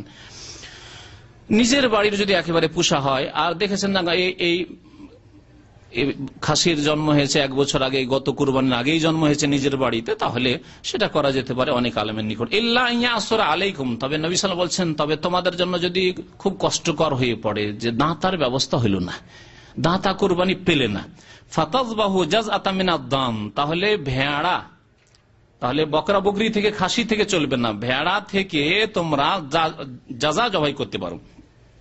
ভেড়ার জাযা হচ্ছে 6 মাসের। এই ক্ষেত্রে নবী করিম সাল্লাল্লাহু আলাইহি ওয়াসাল্লাম বিশেষ আদেশ দিয়েছেন যে দান, এই দুম্বা বা ভেড়া থেকে 6 মাসের যদি হয়, 6 মাস বাস জাযা বলে, একে জবাই করা যেতে পারে। এই কথা বলেছেন নবী করিম সাল্লাল্লাহু আলাইহি ওয়াসাল্লাম, মুসলিম শরীফের হাদিস। কুরবানির ক্ষেত্রে কয়েকটি আইব, দোষ রয়েছে, বড় বড় দোষ কুরবানির পশুতে। এইরকম দোষ যদি থাকে তাহলে কুরবানি হবে না, কুরবানি জবাই করা জায়েজ হবে না, সেটি কুরবানি চলবে না, দেখে নিতে হবে। বারা বিন আযিব রাদিয়াল্লাহু তাআলা আনহুকে কোন একজন লোক জিজ্ঞাসা করে, হাদ্দিসনি আম্মা নাহা আনহু রাসূলুল্লাহ সাল্লাল্লাহু আলাইহি ওয়াসাল্লাম মিনাল আদাহি, আমাকে আচ্ছা বলুন তো, সাহাবীকে জিজ্ঞাসা করছেন কোন তাবেঈ, যে কুরবানি সম্পর্কে নবী সাল্লাল্লাহু আলাইহি ওয়াসাল্লাম যেসব কুরবানি করতে নিষেধ করেছেন দোষ খুঁতের কারণে, সেগুলি কি? কাল, বললেন, কামা রাসূলুল্লাহ সাল্লাল্লাহু আলাইহি ওয়াসাল্লাম, রাসূলুল্লাহ সাল্লাল্লাহু আলাইহি ওয়াসাল্লাম একদিন খুতবায় দাঁড়ালেন, বক্তব্যে দাঁড়ালেন, ওয়াইয়াদি আকসারু মিন ইয়াদিহি, আর তারপর ইশারা করে বুঝাচ্ছেন আর বলছেন, আমার হাত নবী সাল্লাল্লাহু আলাইহি ওয়াসাল্লামের হাতের তুলনায় অনেক খাটো, অর্থাৎ নবী সাল্লাল্লাহু আলাইহি ওয়াসাল্লামের মতো আমি আপনাকে বোঝাতেও পারবো না। কাল, তবে বলেছেন তিনি এইভাবে যে আরবাউন লা ইয়াজুজনা, আরবাউন লা ইয়াজুজনা, 4টি খুঁত রয়েছে বা 4টি দোষ রয়েছে পশুতে, যদি থাকে তাহলে কুরবানি করা জায়েজ নাই, লা ইয়াজুজনা। আল আওরা আল বাইয়ুনা আওয়ারুহা, যদি খোড়া হয়, অন্ধ হয়, প্রথম কথা অন্ধ, যদি এমন অন্ধ হয় যে স্পষ্ট অন্ধ, আসলে স্পষ্ট অন্ধ, স্পষ্ট কানা, এক চোখে দেখতেই পায় না বা 2 চোখে দেখতে পায় না। প্রথম এই চোখের খুঁতের কথা বলেছেন রাসূলুল্লাহ সাল্লাল্লাহু আলাইহি ওয়াসাল্লাম, যদি স্পষ্ট হয়, আর যদি দেখতে পাচ্ছে কিন্তু হালকা হালকা দেখতে পাচ্ছে তাহলে চলবে। ওয়াল মারিদাতু আল বাইয়িনু মারাদুহা, এমন রুগ্ন পশু যে স্পষ্ট, যে একেবারে রুগ্ন দুর্বল, চলবে না তাহলে। ওয়াল আরাদা আল বাইয়িনু দালওয়াহা, আর যদি খোড়া, ল্যাংড়া খোড়া হয়, এমন খোড়া যে স্পষ্ট বোঝা, চললেই বোঝা যাচ্ছে যে খোড়া, বসে আছে তখন তার বোঝা যাবে না, কিন্তু যখনই হাঁটছে স্পষ্ট বোঝা যাচ্ছে যে এই বকরি বা গরু বা উট হচ্ছে খোড়া। ওয়াল কাসিরা আল্লাতি লা তুনকি, এবং এমন দুর্বল, এটা হলো রুগ্ন মানে রোগের কারণে, আর এটা হচ্ছে এমনি দুর্বল, এমন রুগ্ন যে যাতে একেবারে গোশত চর্বি নেই, গোশত নেই, গোশত হাড়ের সাথে শরীর লেগে আছে, চামড়া হাড্ডির সাথে লেগে আছে। কুলতু ইন্নী আকরাহু আন ইয়াকুনা ফিল কারনে নাকসুন, তারপরে ওই তাবেঈ বলছেন যে যদি শিঙে সামান্য কিছু ত্রুটি থাকে, সামান্য কিছু ভাঙা থাকে, তা আমি কুরবানি করা পছন্দ করি না, তাহলে এটা কি আমার কথা ঠিক? ওয়া আন ইয়াকুনা ফিস সিন্নি নাকসুন, দাঁত যদি সামান্য কিছু ভাঙা থাকে তাহলে আমি কুরবানি করা পছন্দ করি না, এটা কি ঠিক? কাল, বলেন, মা কারিহতাহু ফাদাহু, তোমাকে যদি কোনোটা খারাপ লাগে যে না আমি ওই সামান্য দাঁত ভাঙা আছে সেজন্য কুরবানি করব না, অথবা সামান্য শিং ভাঙা আছে সেজন্য কুরবানি করব না, সেটা তোমার ব্যাপার, তুমি করিও না, কিন্তু এটি শরীয়ত বলে কারো উপরে চাপিয়ে দিও না। তাহলে এর দ্বারা বোঝা গেল, সাহাবীর এই বক্তব্য দ্বারা, যে নবী সাল্লাল্লাহু আলাইহি ওয়াসাল্লাম যেহেতু দাঁত আর শিংয়ের কথা বলেননি, পুরো দাঁত ভাঙা যদি না থাকে, পুরো শিং ভাঙা যদি না থাকে, সামান্য কিছু ভাঙা থাকে, তাহলে সেটি ত্রুটি, বড় ত্রুটি নয়, এইরকম পশুর কুরবানি করা যেতে পারে। ওয়ালা তুহাররিমহু আলা আহাদ, তবে অন্য কারোর উপর হারাম করিও না, যে সামান্য শিং ভাঙা আছে, সামান্য একটু দাঁত ভাঙা আছে, সেই জন্য একবার নাজায়েজ, এই ফতোয়া তুমি দিও না। নাসাই শরীফের হাদিস।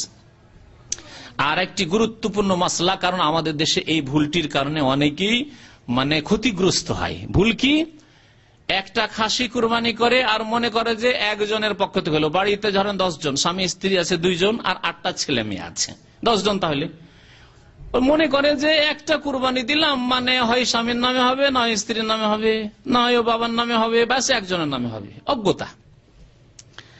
এইরকমই গরুর একটা ভাগা দিল, অথবা খাসির কি বলে উটের ভাগা দিল, আর ভাগ দিয়ে বলে একটা ভাগ দিলাম মানে একজনের জন্য হইলো। কার নামে? এই বছর আমার নামে দিই, আর আরেক বছর আমার স্ত্রীর নামে দেব। আর যদি একটু বড় ছেলে থাকে, এই বছরে আমার বড় ছেলের নামে, বাবা যদি বিরোধী, এই বছর আমার বাবার নামে। না, ভুল। একটি কুরবানি, খাসির কুরবানি, দম্বার কুরবানি, ভেড়া ভেড়ির কুরবানি, একজন ব্যক্তি এবং তার পরিবারের যতগুলি সদস্য আছে, 50টা যদি থাকে, 100টা ছেলে মেয়ে থাকে, সবার পক্ষ থেকে যথেষ্ট। তবে এমন নয় যে সাবালক এবং নিজেই চাকরি বাকরি করে খাচ্ছে, তাহলে সে নিজেই মালিক এবং নিজে ব্যক্তি মালিকানা আছে, তার কাছে ধন সম্পদ আছে, টাকা পয়সার আয় উপার্জন আছে, সুতরাং সে আলাদা কোরবানি দেবে। কিন্তু একজন মানুষের যদি অধীনে তার ছেলে মেয়ে আছে, স্ত্রী আছে, যাদের ব্যক্তি কোনো উপার্জন নেই, তাহলে একটি পরিবারের পক্ষ থেকে একটি খাসি, বকরি, দুম্বা যথেষ্ট। একটি ভাগ গরুর ভাগ বা একটি উটের ভাগ একটি পরিবারের পক্ষ থেকে যথেষ্ট। এই মাসলা শুনে রাখেন এবং দলিল শুনে রাখেন। আতা ইবনে ইয়াসার রাহমাতুল্লাহ আলাইহি, প্রখ্যাত তাবেঈ, তিনি বলছেন, সাআলতু আবা আইয়ুব আল আনসারী, আমি আবু আইয়ুব আনসারী রাদিয়াল্লাহু তাআলা আনহুকে জিজ্ঞাসা করলাম। আবু আইয়ুব আনসারীকে তো জানেন না? নবী করিম সাল্লাল্লাহু আলাইহি ওয়াসাল্লাম এসে যার বাড়ি প্রথম মেহমান হয়েছিলেন, উঠে এসে বসে গিয়েছিল আবু আইয়ুব আনসারীর আঙ্গিনাতে। কাইফা কানাতিদ দাহায়া আলা আহদে রাসূলিল্লাহ সাল্লাল্লাহু আলাইহি ওয়াসাল্লাম, রাসূলুল্লাহ সাল্লাল্লাহু আলাইহি ওয়াসাল্লামের জামানায় কুরবানি কেমন হইতো, কি ভাবে কুরবানি দেওয়া হইতো? প্রত্যেকের নামে একটা একটা করে কুরবানি, না একটা কুরবানি একটা পরিবারের পক্ষ থেকে? এই কুরবানি মাসলা জিজ্ঞেস করলেন। ফাকাল, বললেন, কানার রাজুলু ইউদাহি বিশাতে আনহু ওয়া আন আহলি বাইতিহি ফায়াকুলুনা ওয়া ইউতঈমুন। হাদিস শুনেন, তিরমিজি শরীফের হাদিস, এবং ইমাম তিরমিজি হাদিসটাকে বলছেন হাসানুন সহিহুন। এই হাদিসটি হচ্ছে হাসান সহিহ। কি বলছেন? নবী করিম সাল্লাল্লাহু আলাইহি ওয়াসাল্লামের জামানায় কুরবানি একজন লোক করত, বিশাত, একটি বকরি, একটি ছাগল কুরবানি করত, খাসি বা বকরি কুরবানি করত। আনহু, নিজের পক্ষ থেকে, ওয়ান আহলে বাইতিহি, এবং নিজের পরিবারের সদস্যের পক্ষ থেকে, স্ত্রী, ছেলে মেয়ে, 2-4-10টা ছেলে মেয়ে আছে, তাদের পক্ষ থেকে কুরবানি করত। স্পষ্ট হাদিস। ফায়াকুল, নিজেও তারা খেত এবং ওয়ায়ুতেমুন, অন্যদেরকেও খাওয়াইতো, বন্ধু বান্ধব আত্মীয় স্বজনকেও খাওয়াইতো, আর গরিব মিসকিনকেও খাওয়াইতো। এই ছিল নবী করিম সাল্লাল্লাহু আলাইহি ওয়াসাল্লামের জামানায় কুরবানি করার তরিকা। নবী করিম সাল্লাল্লাহু আলাইহি ওয়াসাল্লাম জিহাদে গিয়ে যদি ছাগল পেতেন আর উটও পেতেন, গরু পেতেন, তো করতেন কি? উট গরুকে 7টি ছাগলের সমান, একটি উট সমান 7টি ছাগল। অর্থাৎ কোন মুজাহিদকে, কোন যোদ্ধাকে যদি 7টি ছাগল দিতেন, 7টি ছাগল দিতেন, তাহলে আরেকজনকে ছাগল না দিতে পারলে কি করতেন? একটি উট দিয়ে দিতেন। এবং হাদিস তো এগুলো জানাই আছে, মুসলিম শরীফে রয়েছে, তিরমিজি শরীফে রয়েছে, বহু হাদিসের কিতাবে রয়েছে যে নবী করিম সাল্লাল্লাহু আলাইহি ওয়াসাল্লামের জামানায় গরুতে এবং উটে 7 জন করে শরীক হতো, 7 জন করে সাহাবায়ে কেরামরা শরীক হতেন। তাহলে 7 জন শরীক হলেন একটা গরুতে অথবা উটে, আর একটি ছাগল একজনের পক্ষ থেকে। তাহলে 7 ছাগল সমান একটি গরু অথবা একটি উট। তাহলে একটি ছাগল যদি একজন ব্যক্তি এবং তার পরিবার, আন আহলে বাইতিহি, যদি যথেষ্ট হয়, তাহলে গরুর একটি ভাগ অথবা উটের একটি ভাগ একজন ব্যক্তি এবং তার পরিবারের জন্য যথেষ্ট। এটি হচ্ছে সহিহ মাসলা। যদিও কিছু আলেমরা ইখতিলাফ করেছেন, কিন্তু ইখতিলাফের ক্ষেত্রে বললাম যে আপনার কাছে দলিল হইতে হবে। দলিল বললাম যে সাহাবায়ে কেরামদের জামানায় এই হতো। তিরমিজি শরীফের হাদিস, কানার রাজুলু ইউদাহি বিশাতে আনহু ওয়া আন আহলি বাইতিহি, মানুষ একটি বকরি জবাই করত নিজের পক্ষ থেকে এবং নিজের পরিবারের পক্ষ থেকে। সুতরাং নিয়তকে সংকীর্ণ করবেন না। আল্লাহর কাছে অশেষ পুরস্কার রয়েছে, নেকি রয়েছে। আপনি কুরবানি করলেন না, আমি একটা কুরবানি করতে পারলাম, একটা ভাগ, তাহলে শুধু নিজের জন্য করি না।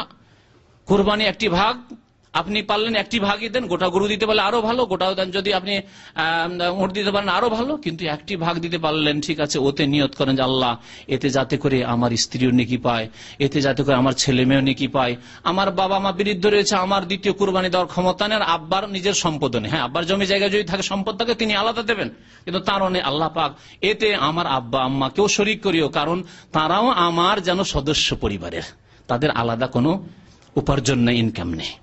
এইভাবে কুরবানি দেবেন। আর একটি মাসলা, 10 নম্বর মাসলা, সেটি হচ্ছে ঈদের দিনে রোজা রাখা। জানাই আছে ঈদের দিনে রোজা রাখা জায়েজ নয়, নবী করিম সাল্লাল্লাহু আলাইহি ওয়াসাল্লাম নিষেধ করেছেন। আন আবি হুরায়রা রাদিয়াল্লাহু আনহু আন্না রাসূলুল্লাহ সাল্লাল্লাহু আলাইহি ওয়াসাল্লাম নাহা আন সিয়ামি ইয়াওমাইনি, রাসূলুল্লাহ সাল্লাল্লাহু আলাইহি ওয়াসাল্লাম 2 দিন রোজা রাখতে নিষেধ করেছেন। আবু হুরায়রা রাদিয়াল্লাহু তাআলা হাদিস বর্ণনা করেছেন আল্লাহ রাসূল সাল্লাল্লাহু আলাইহি ওয়াসাল্লাম থেকে, ইয়াউমুল আযহা কুরবানির দিন, ওয়া ইয়াউমুল ফিতর এবং ঈদুল ফিতরের দিন। সুতরাং যেসব ভাইরা হয়তো হজ করবেন বা যেসব ভাইদের আত্মীয় স্বজন হজ করবেন আর হয়তো কুরবানি করছেন না, রোজা রাখবেন, কুরবানির দিনে রোজা রাখা জায়েজ নাই। রোজা রাখবেন আরাফার দিনের আগে, আরাফার দিনেও রোজা রাখেন না, যদিও জায়েজ কিন্তু অনুত্তম, অপছন্দনীয় রোজা। আরাফার দিনে যারা আরাফে অবস্থান করছেন তারা রোজা রাখবেন না, বুঝবেন না। আবার আরাফার দিনে কারা রোজা রাখবে? যারা আরাফার বাইরে, হাজি নয় যারা, তারা রোজা রাখবে। আর যারা হাজি সাহেব তারা আরাফার দিনে রোজা রাখবে না। যদি রোজা রাখতে হয় 3টি রোজা মক্কায়, হজে তামাত্তুর যে কুরবানির বিকল্প রোজা, 3টি রোজা 7 তারিখ 8 তারিখে রেখে নেবেন, আর 11 তারিখ 12 তারিখে ওইদিকে রোজা রেখে নেবেন, অসুবিধা নেই। আইয়ামে তাশরিকও রাখা যেতে পারে হাজি সাহেবদের জন্য। শেষখানে আর একটি বিষয়, সেটি হচ্ছে গত সপ্তাহে হয়তো বলেছিলাম, আরাফার দিনের রোজা। আরাফার দিনে রোজা রাখবেন, নবী করিম সাল্লাল্লাহু আলাইহি ওয়াসাল্লাম বলেছেন সিয়ামু ইয়াউমি আরাফা, আরাফার দিনে রোজার কথা বলেছেন, 9 তারিখের রোজা বলেননি। সুতরাং বাংলাদেশের 9 তারিখ ধরবেন না, ইন্ডিয়ার 9 তারিখ ধরবেন না। এখানে আরাফায় যেই দিন হাজি সাহেবের অবস্থান করছেন, সেই দিন আরাফার বাইরে যারা রয়েছেন হাজি সাহেব নন, তাদের জন্য রোজা রাখার ফজিলত হচ্ছে আহতাসিবু আলাল্লাহ, আল্লাহর কাছে আমি আশা রাখি, নবী করিম সাল্লাল্লাহু আলাইহি ওয়াসাল্লাম বলছেন, আইয়ুকাফিরা সানাতাল্লাতী ক্বাবলাহু ওয়াস সানাতাল্লাতী বাদাহু, গত 1 বছরের গুনাহ মাফ হবে আর আগামী 1 বছর গুনাহ মাফ হবে, এই আল্লাহ পাকের কাছে আমি আশা রাখি। আল্লাহ পাক যেসব ভাইরা হজে যাবেন না তাদেরকে যেন এই আরাফা রোজা রাখার তৌফিক দান করেন। আল্লাহ পাক যেন আমাদের গুনাহ খাতা মাফ করেন, আমাদেরকে কোরআন এবং হাদিস চর্চা করার তৌফিক যেন দান করেন এবং তার প্রতি আমল করার তৌফিক যেন দান করেন। শিরক থেকে, বিদআত থেকে আমাদেরকে বেঁচে থাকার যেন তৌফিক দান করেন, আমাদের হজ যেন কবুল করেন, আমাদের উমরা যেন কবুল করেন। আল্লাহ পাক আমাদের গুনাহ খাতা যেন মাফ করেন। আমিন। ওয়া সাল্লাল্লাহু আলা নবিয়িনা মুহাম্মদ ওয়া আলা আলিহি ওয়া সাহবিহি আজমাইন।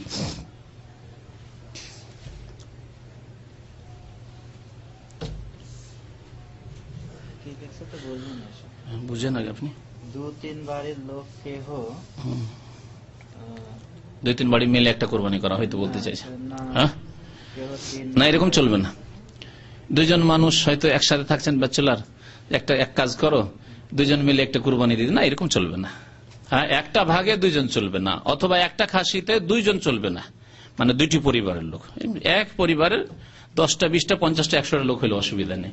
স্বামী স্ত্রী আছেন, আপনার ছেলে মেয়ে নিয়ে দেখা যাচ্ছে আপনার অনেক ছেলে মেয়ে আছে, তালাক প্রাপ্তা বোন আছে, তার দেখাশোনা, বিধবা বোন আছে, তার দেখাশোনা করতে সবার নিয়ত করেন আপনি।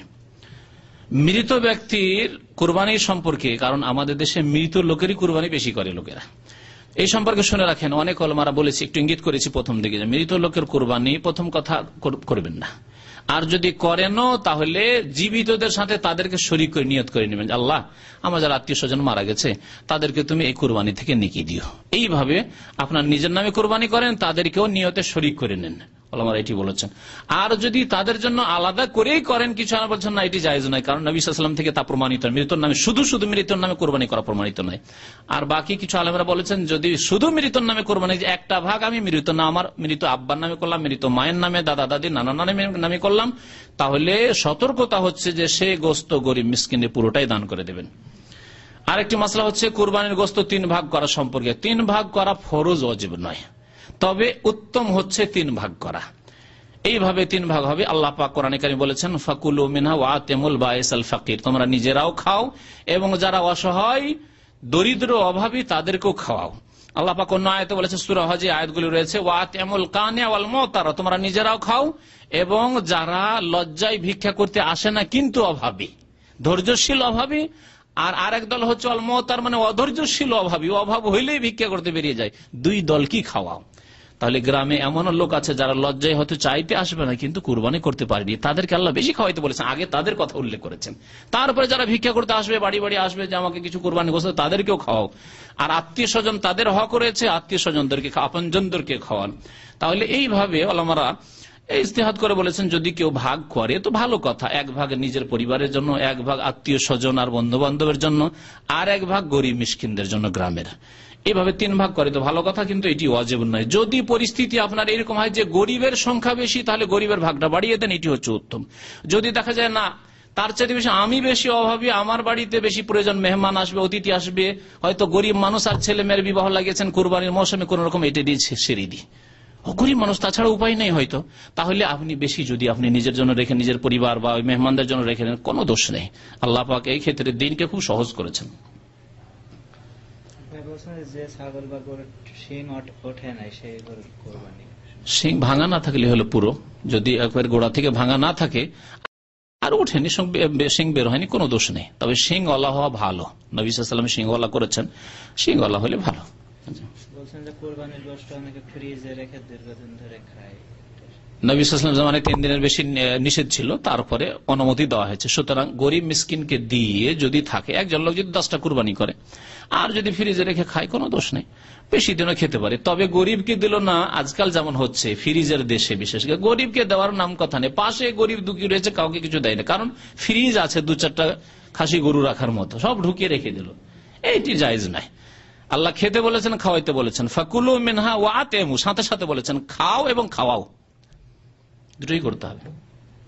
কুরবানির গোশত শুধু নিজ পরিবারে খাওয়া চলবে, বললাম তো, যদি প্রয়োজন এরকম থাকে, অভাব, নিজেরই অভাব থাকে, অনেক গরিব মানুষ কোন রকম কুরবানিতে দিয়েছে, নিজেই অভাবী হয়তো, তাহলে বেশিরভাগ যদি নিজের ছেলে মেয়েদের জন্য রাখে, যেমন সারা বছর তো ছেলে মেয়ে আর কুরবানি হয়তো আর গোশত খাওয়ার মতো ক্ষমতা নাই কিনে, নিজে বেশিরভাগ রাখে, কম যদি দেই আত্মীয় স্বজনকে বা গরিবদের, তাহলে কোনো দোষ নাই। কিন্তু যারা পয়সাওয়ালা মানুষ 2-3টে কুরবানি করতে পারে, তারা বেশিরভাগ খাওয়াবে গরিব মিসকিনকে এবং অল্প খাবে, অথবা 3 ভাগ করবে। জি, একটা প্রশ্ন অন্য ব্যাপারে, ওই ভাই বলছেন যে আমার বন্ধু বিয়ে করে সৌদি আরব আসছে, তার স্ত্রী অন্য ছেলের সাথে চলে গেছে, সেখানে ঘর সংসার করছে, এখনো তালাক দেয়নি, 2 বছর হয়ে গেছে, তো সে বলছে নাকি 2 বছরে অটোমেটিক তালাক হয়ে গেছে।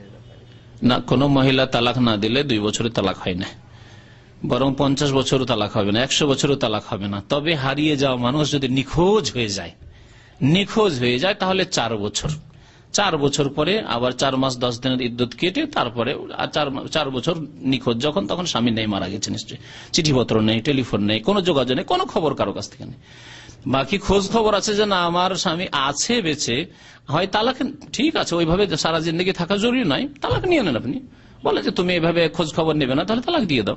যদি তালাক না দেয়, খোঁজও নিচ্ছে না, ভরণ পোষণ দিচ্ছে না, তালাকও দিচ্ছে না, তাহলে কোর্টের আশ্রয় নেন বা ইসলামিক কাজীর আশ্রয় নেন, মুসলিম কাজীর আশ্রয় নেন, আশ্রয় নিয়ে আপনি বিবাহ বিচ্ছেদ করে নেন, খোলা বিবাহ বিচ্ছেদ করে নেন।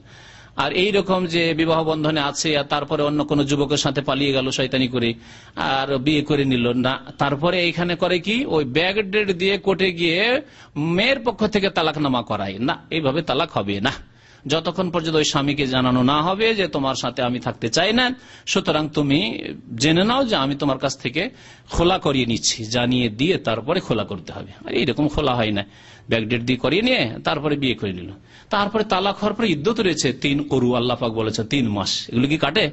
সুতরাং এই নাজায়েজ বিয়ে হয়নি, কোনো মতে বিয়ে হয়নি।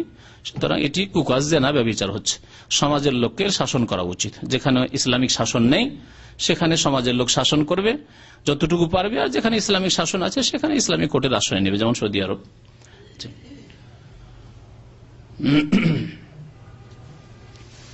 সাল্লাল্লাহু আলা নবিয়িনা মুহাম্মদ ওয়া আলা আলিহি ওয়া সাহবিহি আজমাইন। ওগুলো সৌদি ওই ঘটনাতে আছে, তাফসীর কিতাবে আছে, আল্লাহু আলাম।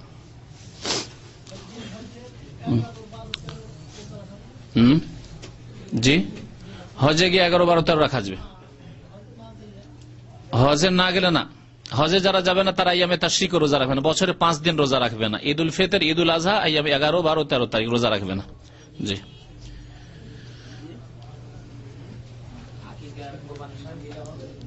আকিকার ভাগা নেই। আকিকার সম্পর্কে ইনশাল্লাহ কিছুদিন পরে ঈদের পরে ইনশাল্লাহ আলোচনা হবে।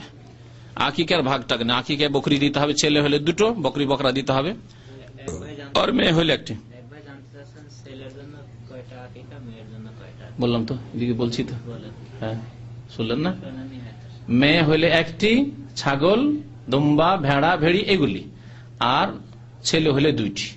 আর গরুর ভাগা, উটের ভাগায় আকিকা চলবে না। এমনকি গরু গোটা গোটা চলবে কিনা এই নিয়ে ইখতিলাফ আছে। এটাও সাহাবায়ে কেরামের জামানায় ছিল না, পরে তাবেনের জামানায় বলছে ঠিক আছে গরু দিলে দাও, গোটা গোটা দাও, মেয়ের জন্য 1টা গোটা গরু দাও, বা গোটা উট 1টা উট দাও, আর ছেলের জন্য 2টো গরু দাও। এরকম দিলেও দেওয়া যেতে পারে হয়তো। ভাগ চলবে না, ভাগই চলবে না, তো আবার কোরবানির সাথে কি করে? ও তো প্রশ্নে উঠে না, রাস্তা শেষ ওখানে। ভাগ নেই, আকিকার ভাগ নেই। জি,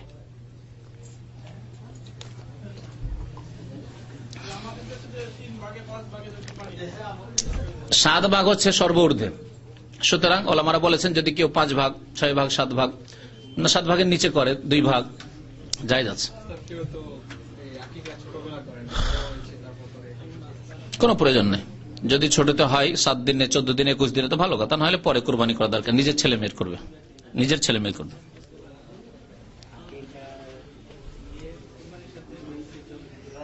ভাগের কোরবানি নাই না, ভাগের আকিকা নেই, বললাম যে ভাগের আকিকা নেই।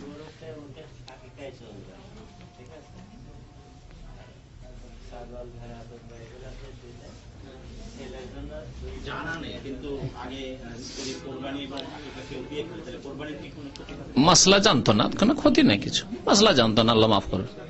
জানতো না, জানার পরে করবে না। এরকম না জেনে অনেক কিছু মাপ আছে, কবুল না হইলো কমপক্ষে তার কোরবানিটা তো হবে।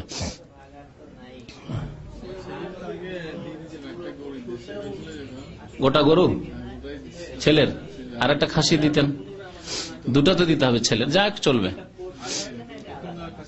না, দরকার নেই দেওয়ার, ঠিক আছে। ছেলেদের যদি অভাব থাকে তো 1টাও দেওয়া যেতে পারে। কোন লোকের অভাব আছে, হয়তো ছেলের 2টো দিতে পারছে না, 2টো দেওয়া ভালো, 1টা যদি দেয় তবু চলবে।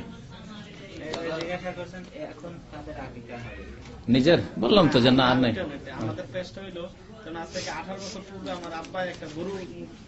ভাগ করে ভাগে দিয়েছে, হ্যাঁ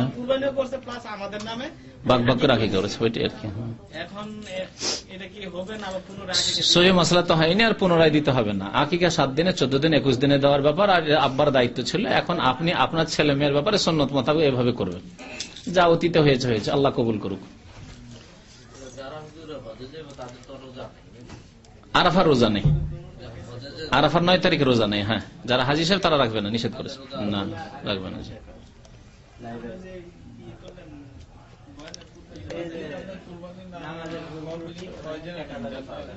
মনে হয় নাই ক্যাসেটটা, এটা একটু চেক করতে হবে। এই ক্যাসেটটি মনে হয় হারিয়ে আছে। হ্যাঁ হ্যাঁ, ওইটা আউট, ওখানে আউট, ওখান থেকে পাওয়া যাচ্ছে না, এটা চেক করেন। ঠিক আছে, আগামী সপ্তাহে আপনি খোঁজ করবেন। হ্যাঁ শুনলেন না? কি শুনলেন না তখন? হ্যাঁ হ্যাঁ, শেষে এসছেন মনে হয়। হ্যাঁ এই শেষে এসছে। কিসের 7টা ভাগ? কোরবানিতে গরু। আপনার তাকওয়া, আপনার ঈমানদারি, যে আপনি এটাই আপনার উদ্দেশ্য যে আমি কুরবানি দিচ্ছি আল্লাহকে খুশি করব। অবশ্যই তা তো হইতো। আরো 6 জন যে আছে তারা হয়তো কেউ নামাজ পড়ে, অথচ কেউ নামাজ পড়ে না, বেনামাজের সাথে কোরবানি দেওয়া যাবে না। কিন্তু তাদের মনে ধারণা একটা অন্য, যে হয়তো গরু গোশত আমি খাবো বা আমাকে খাবে, কিন্তু আমার যেটা মনের উদ্দেশ্য তাকওয়া, কিন্তু আরেকজনের ছেলে সে তাকওয়াটা এতটুকু নেই। দেখেন, কমপক্ষে মুসলমান হইতে হবে, বেনামাজি মুসলমান নাই। সুতরাং বেনামাজির সাথে কোরবানি দেওয়া যাবে না। মদখোরের সাথে কোরবানি দেওয়া যেতে পারে, জুয়া খেলছে তার সাথে কোরবানি দেওয়া যেতে পারে। পরে মানে 1 ওয়াক্ত নামাজ পড়লে হয়, জুমা পড়া মুসলমান তো সবাই, জুমা পড়া মুসলমান সবাই, ঈদ পড়া, জুমা পড়া মুসলমান। 5 ওয়াক্তে যে নামাজ পড়ে না তার সাথে কোরবানি দেওয়া যায় না। যেমন হিন্দুর সাথে কোরবানি দেওয়া যাবে না। হিন্দু যদি প্রতিবেশী হিন্দু বলে তোমরা গোস্ত খাও আমরাও খাবো, ভাগ দিয়েছি, চলবে? আপনি খাসি দেন, আমরা এই জন্য এই ঝামেলা মুক্ত হওয়ার জন্য আমরা ওই ভাগের কোরবানি দেন, হয় দিলে গোটা গরু দিয়ে, আর না হলে আমরা খাসি দিই। নাম উচ্চারণ করা, আল্লাহুম্মা তাকাব্বাল হাযা মিন ফুলানিন ফুলানিন আব্দুল্লাহ আব্দুর রহমান জায়েজ আছে, বলতে পারি, সমস্যা নেই।